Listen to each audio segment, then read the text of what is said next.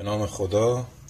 من امروز میخوام در مورد یک موضوع مهمی با شما عزیزان صحبت کنم و اون موضوعی هست که باتری سازها، متاسفانه کارخانه های باتری سازی مدتی هست این حقه و فریب رو به مردم زدن، باتری های رو تولید میکنن به عنوان باتری خشک یا باتری اتمی توزیع میکنن.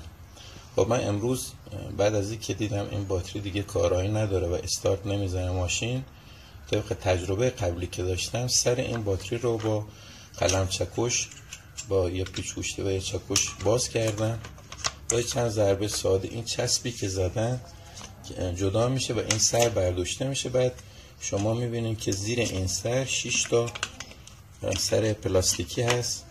اینو که با برمیداریم اگه داخلی خونه ها رو نگاه کنین متوجه میشین که آب مقطر از سطح خونه ها پایین تر رفته و همین باعث میشه که باتری قطع کنه و خراب بشه.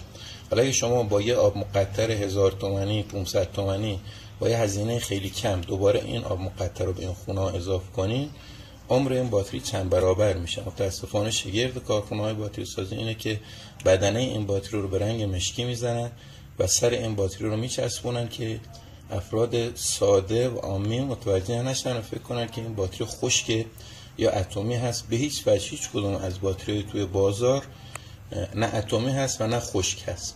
همه این باتری ها با آب مقطر، آب اسید اول پر شده و بعد نیاز داره که آب مقطر به این باتری ها اضافه بشه. خدا یار و نگهدارتون.